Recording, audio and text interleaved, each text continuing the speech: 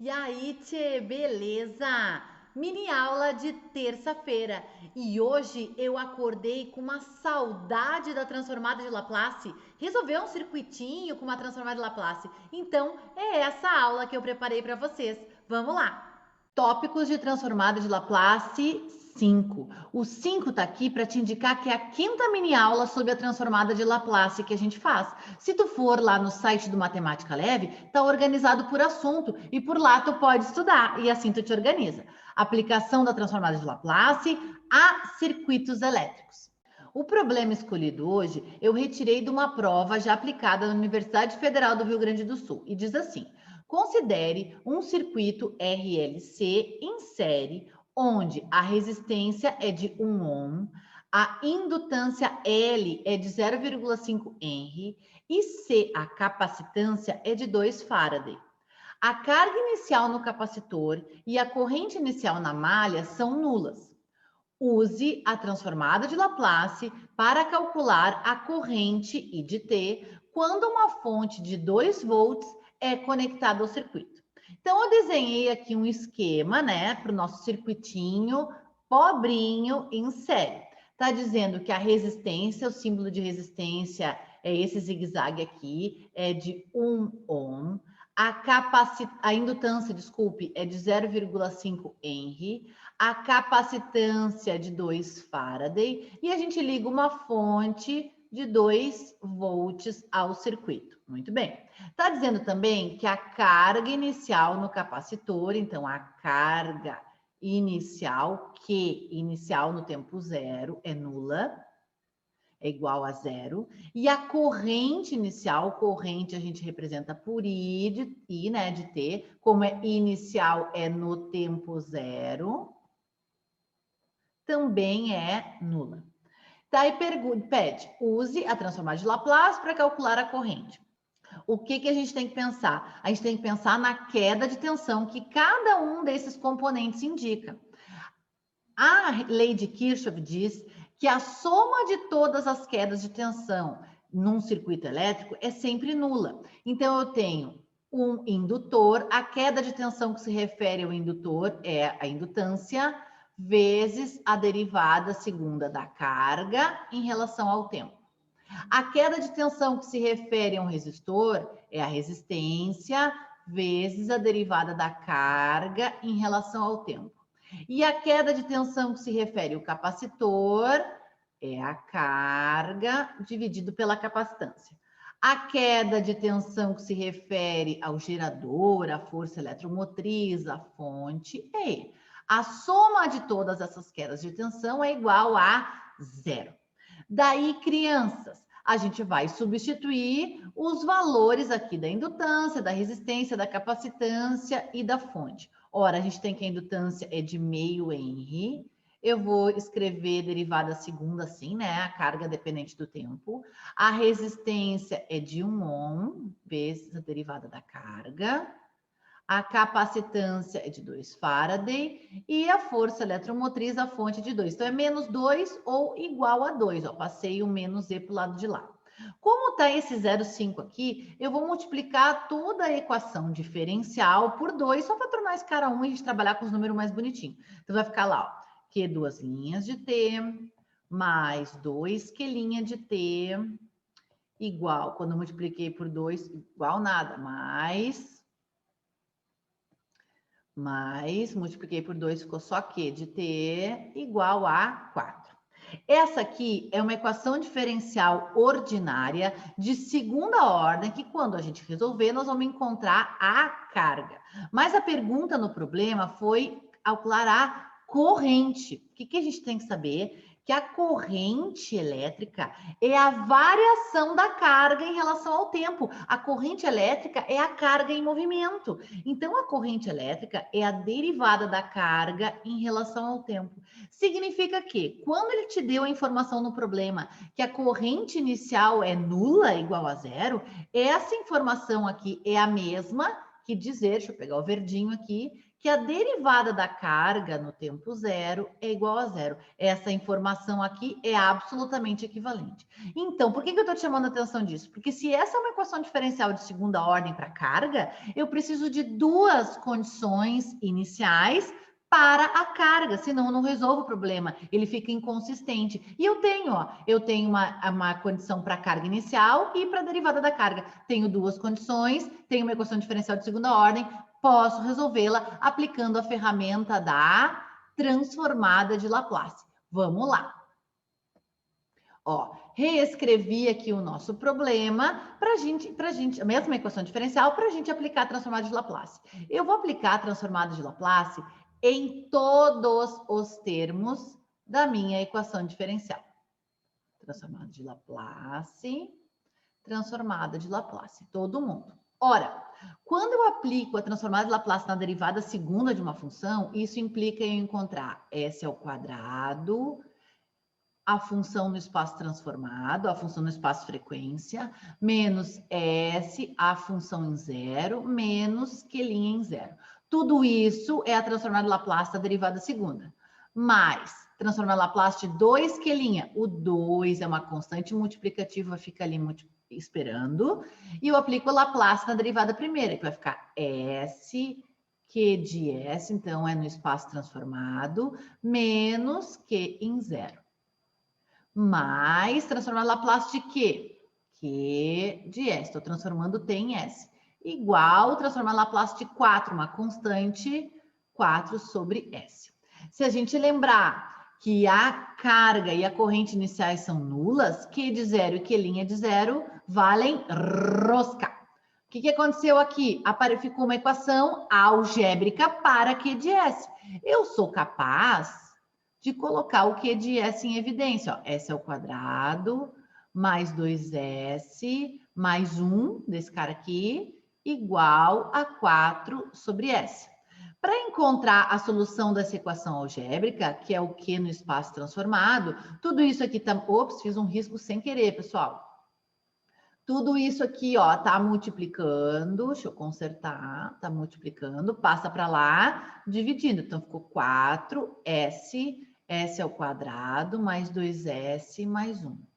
Ora, para nós encontrarmos a carga nesse circuito elétrico, a Q de T, o Q de T vai ser a transformada inversa de Laplace do Q de S. Para a gente poder efetuar isso, eu preciso calcular a inversa dessa história aqui. Só que a gente tem, para poder calcular a inversa, a gente tem que escrever mais bonito, para a gente conseguir enxergar. Então, se tu perceberes aqui, ó, eu tenho um produto aqui, ó. E esse produto eu vou desmembrar. Se tu lembrares que tu tem um polinômio de segundo grau aqui, que tu é capaz de encontrar as raízes, se tu fizer a Bhaskara aqui, tu vai achar que uma raiz é menos 1 e a outra raiz também é menos 1. Significa que este polinômio aqui, ó, S ao quadrado mais 2S mais 1, eu posso escrever como S mais 1 vezes S mais 1. Ó, eu tenho duas raízes iguais a menos 1. Quando eu troco menos 1 aqui, eu tenho 0. Quando eu troco menos 1 aqui, eu tenho 0. Aposto contigo, 5 pila. Se tu multiplicar todos vezes todos, tu vais encontrar S ao quadrado mais 2S mais 1. Então, essa expressão é equivalente a essa. Só que quando eu escrevo dessa maneira, eu enxergo que eu devo separar isso, eu posso separar isso em 3 frações, usando frações parciais. Onde os coeficientes dessas frações, os numeradores dessas frações serão A, B e C. Te liga a cabeça, eu tenho uma raiz repetida, uma raiz de multiplicidade 2. Por isso que apareceu esse quadrado aqui, porque a raiz ela tem multiplicidade maior do que 1. Se repete. Percebe que se a gente fizer o mínimo múltiplo dessas 3 frações aqui, eu permaneço tendo o mínimo múltiplo, essa expressão aqui, tal e qual. Efetuando o mínimo múltiplo e fazendo o processo de comparação, tu vais encontrar os valores de A, B e C. Eu já fiz, a tia já fez. O A tu vai encontrar que vale 4, o B tu vai encontrar que vale menos 4 e o C tu vai encontrar que vale menos 4 também. Portanto, cara pálida, A tua transformada inversa será de 4 sobre S, menos 4 sobre S mais 1 e menos 4 sobre S mais 1 ao quadrado. É desses três fatores que nós iremos calcular a inversa de Laplace. A transformada de Laplace é um operador linear, porque é um operador integral, então a inversa também é um operador linear. Significa que eu posso calcular a transformada de cada um dos pedacinhos. Ora, então a nossa carga elétrica presente nesse circuito será transformada inversa de 4 sobre S, 4. A função cuja transformada de Laplace me dá 4 sobre S é 4. Transformada inversa de menos 4 sobre S mais 1. Ó, o 4 fica ali multiplicando. Eu até coloquei aqui para te ligar, ó. Quando eu tenho deslocamento na frequência, é sinal que a minha função está multiplicada por uma exponencial. Ó. A gente já revisou isso aqui no Matemática Leve. Então, transformada de Laplace a inversa de 4 sobre S mais 1 vai ser 4e na menos t. Se tu fizeres a transformada de Laplace de e na menos t, tu vai achar 1 sobre S mais 1. Menos 4, que multiplica inversa de Laplace, ó, de 1 sobre S mais 1 ao quadrado. Ó a cabeça. De novo, quem é a transformada inversa de 1... Ó, vou pegar o vermelhinho, acho que fica melhor para a gente enxergar. De 1 sobre S mais 1 ao quadrado. O mais 1 é o deslocamento na frequência. Então, a gente tem E na menos T. Mas como eu tenho 1 sobre S ao quadrado, a função cuja transformada Laplace me dá 1 sobre S ao quadrado é T. Então, a minha F de T é T que está aqui.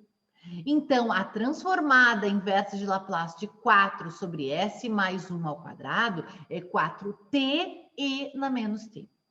Essa expressão aqui me fornece a carga elétrica neste circuito. Mas a pergunta que o professor fez não foi a carga, foi a corrente. O que a gente sabe? Que a corrente elétrica é a derivada da carga, não é isso? Então, vamos fazer a derivada. A derivada de 4 é a derivada de constante rosca.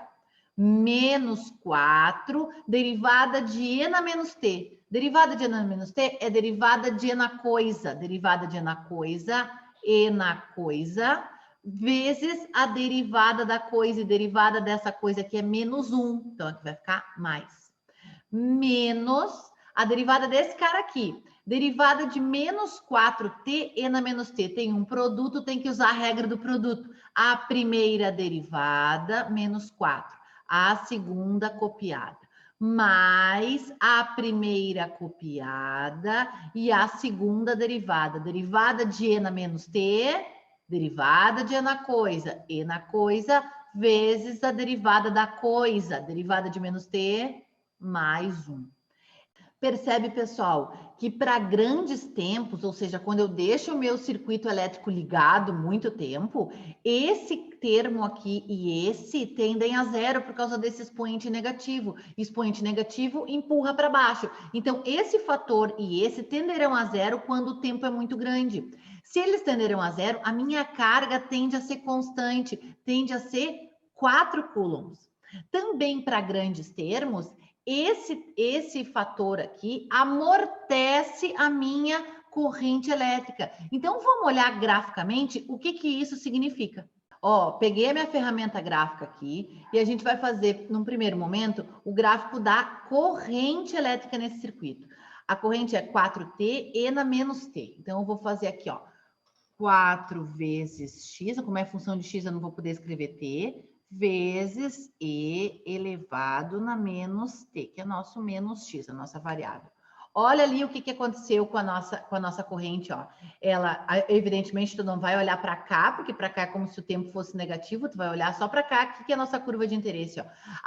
No tempo zero ela é igual a zero, mas num primeiro momento, entre 0 e 1, dá para dizer, né? Ela cresce, a corrente elétrica cresce, e depois ela tende a amortecer, ela tende a zero. Ó, se a gente pegar mais para trás da função, ó, aí tu enxerga. Ó.